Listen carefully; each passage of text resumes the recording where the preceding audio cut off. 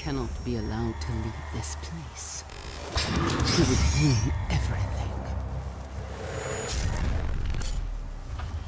I'm willing to take full responsibility for the horrible events of the last 24 hours, but you must understand.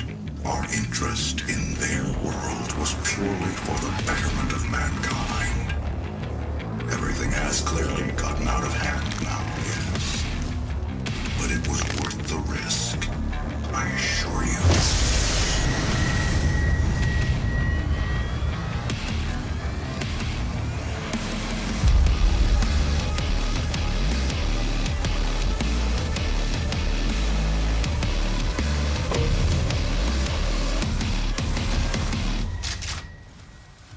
It was about 2 years after I was born that id Software released one of the most influential and stunningly violent video games of all time.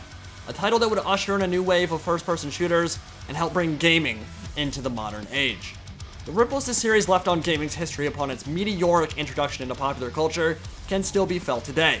Halo, Call of Duty, Team Fortress, and uncounted others can all trace their lineage back to Doom.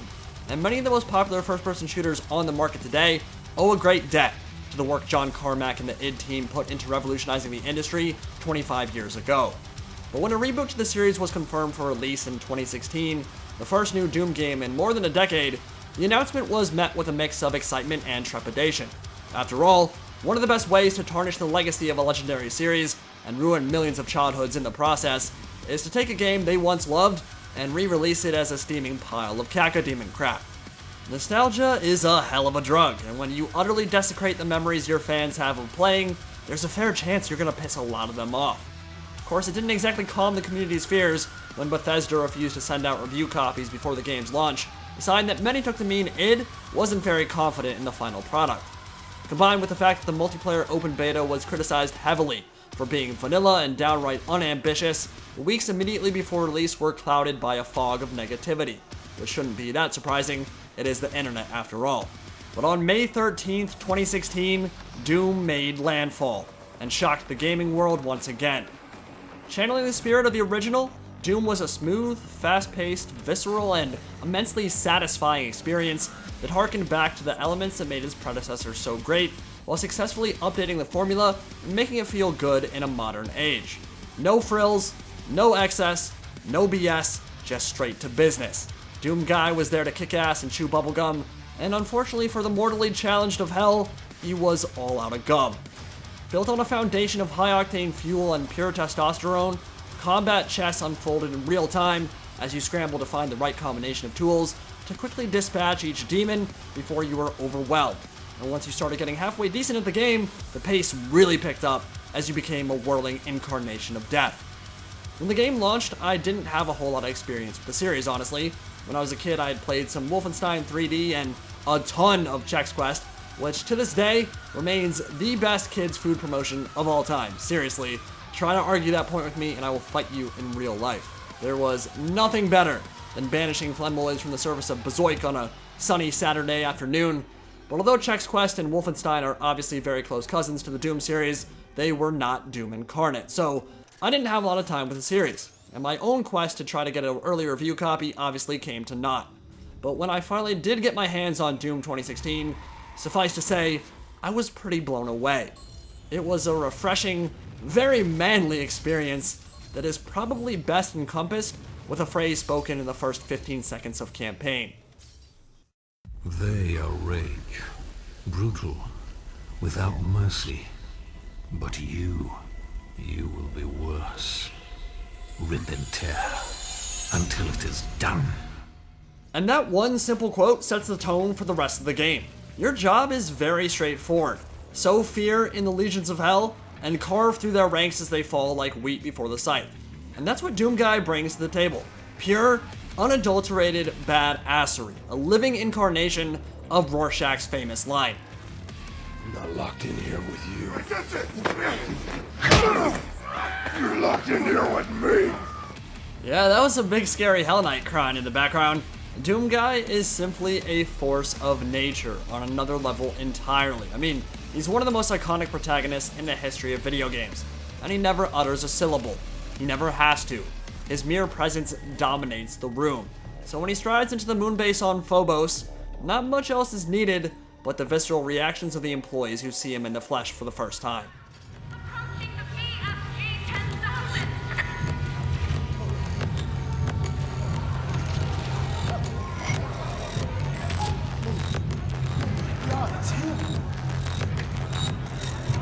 They've overrun the lower level.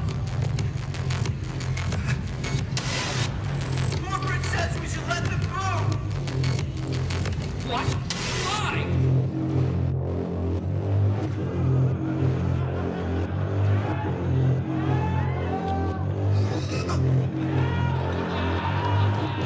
Access granted.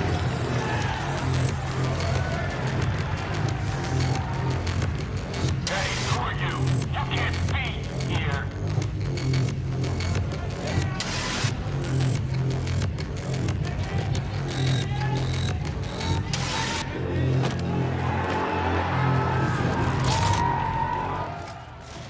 I mean, that scene has barely any dialogue, but from it you know exactly what the Doomslayer is all about, without ever seeing his face, and without ever seeing him paint the walls red with demon blood.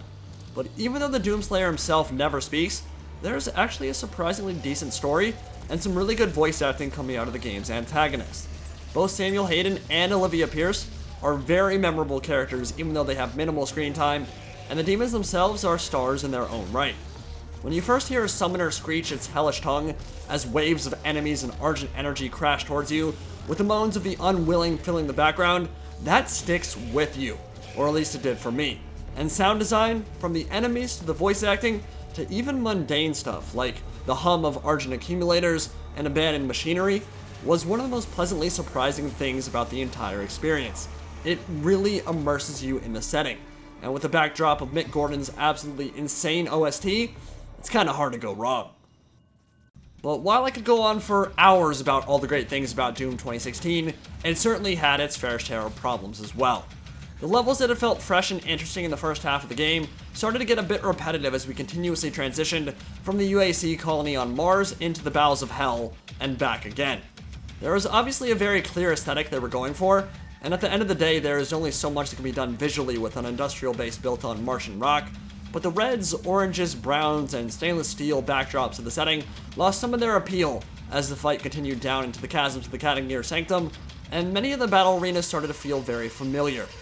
The formula just got a bit predictable, and although the combat was far too good to be classified as monotonous, there came a few points in the campaign where I jumped out and didn't fire it up again for a couple of weeks.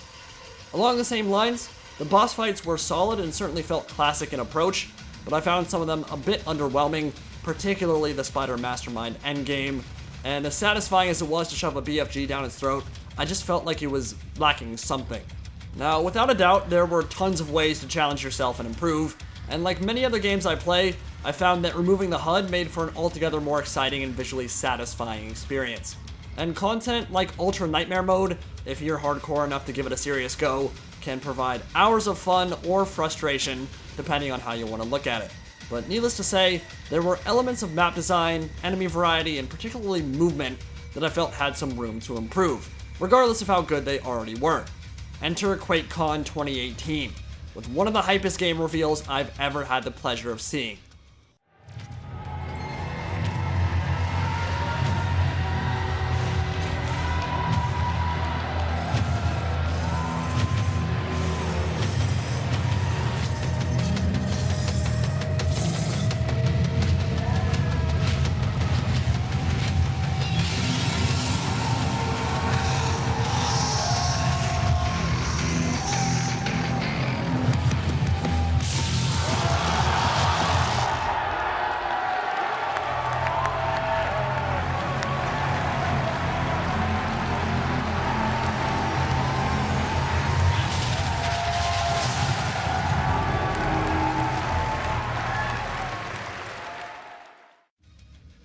So Doom is back, and our hero's got a whole hell of a lot of new toys to play with, and he's gonna need them, because the demons of the well are invading Earth and the stations around Mars in cataclysmic numbers. Hell has literally come to our own backyard, and the Slayer is, as you might expect, the last bastion of hope for humanity.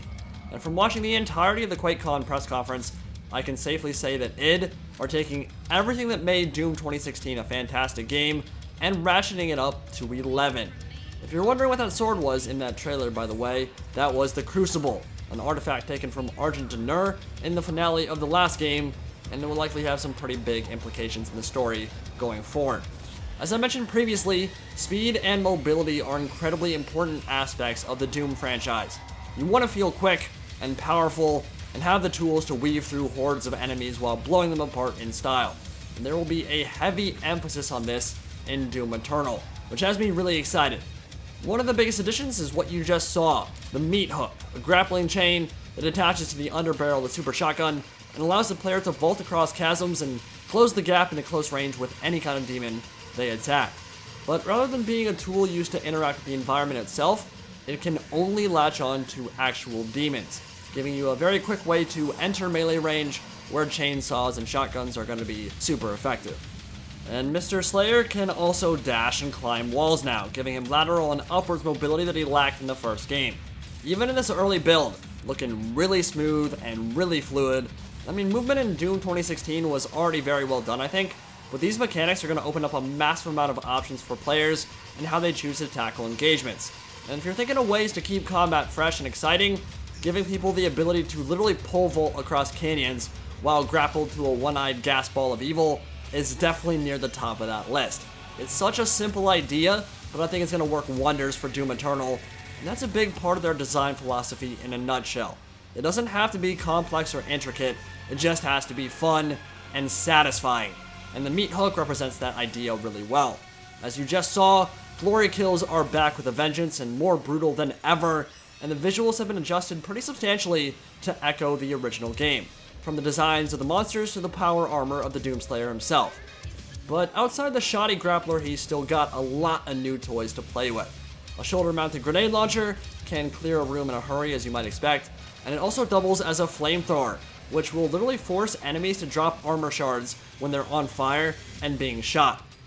The standard shotgun now has sticky nades with a rotating Gatling turret, and the newly introduced ballista fires explosive lances of energy that can blow up a Cacodemon in seconds. For melee, as expected, the chainsaw makes a welcome return, and an absolutely brutal looking extendable arm blade gives you a lot of options for slicing through demons.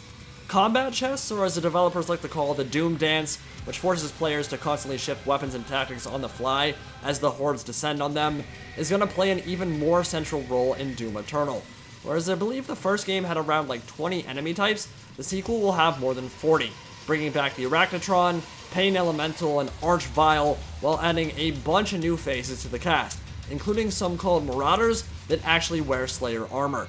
Possibly corrupted brethren from an age gone by, or maybe related to the Seraphim that initially gave the Doomslayer his powers, something that will certainly play a role in the heavier narrative focus of this campaign, so we'll definitely keep an eye on that. I think a lot of people fell in love with Samuel Hayden too, and would love to hear more of that sexy robot voice as hell descends on Earth, and in particular, find out how he tries to make amends or further push towards his goal of making Argent Energy a sustainable resource. I hardly think the story in Doom Eternal is going to win any awards, but there actually is pretty deep and interesting lore in this universe that might be worth covering in another video if you guys are interested in that kind of thing. I've heard some of you guys like lore videos, correct me if I'm wrong, I don't want to project anything on you all, but yeah. One of the things I'm most happy about is that the devs themselves have already come out and head-on addressed the fact that their arenas got repetitive towards the end game of Doom 2016, and that they're specifically working towards fixing that and adding a much wider variety of vistas and combat locations, which I think this gameplay shows off really, really nicely. And that's great news. The fact that they're oh my god, that's so brutal, dude. Seriously, man, like, Doom is amazing. He just poked that Pain Elemental's eyeball through his own forehead. It was so good. But yeah, the fact that they're actually willing to sit down and show almost 30 minutes of basically uncut footage right now, this early, when the game's not coming out until like 2019 sometime, we don't even know when in 2019 yet, it bodes really well for the future of the series. And remember that Doom 2016 straight up did not have review copies going out at all. And I'm hoping that kind of anti-consumer policy will change with the sequel, and I think there's a good chance that it will, given up how upfront they've been about the game so far. Partially, of course, for selfish reasons. Obviously, I want to get the game early, want to be able to post content for it early, But whether it's some random YouTuber with 4,000 subs or a media giant like IGN, the more people you trust that get early access to the game, the more time they have to show you what the game is actually like. And that gives you a good indication of whether it's going to be worth your hard-earned money. Now, there were a few other highlights from the reveal too. There will actually be drop-in multiplayer in campaign where players can take control of demons and literally invade someone else's game if they have that option ticked, which sounds incredibly fun on paper, and we've seen it be successful in other series like Left 4 Dead, but I'm hoping it won't be one of those largely forgotten additions like Snap Map was in 2016. It very well could be one of those things used to sell the game that has very little effort or balance put into it, so I'm wary of it, but it sounds dope. And it looks like the Baron of Hell also has a nice little facelift. You might have noticed throughout this gameplay that there's a new feature called Destructible Demons where the more damage you do to them, the more they will change visually. So they'll start having ligaments and muscles start showing. Their body will become more and more exposed as they're given more damage. It looks really cool. And I mean, he just stabbed a Baron of Hell in the face and lava just spewed out of his mouth. Like, it's doing for you, man. It's a beautiful thing. We haven't heard anything specifically about bosses yet. I imagine they'd rather not spoil that stuff, but I'd like to see a larger selection of boss fights and mini bosses that really push players to the limit in Doom Eternal. I think well-crafted boss fights in general are a super important component of modern Doom, and I think they can improve on what they had in Doom 2016 and make them even better going forward. But more than anything, I just feel like Eternal is addressing the core issues I had with a really damn good game in its own right, and they're pushing that envelope even further with more demons, better movement, faster and smoother gameplay, and a heavier focus on story. So suffice to say, I'm incredibly excited for what this game has in store for us. I think it's going to be a blast.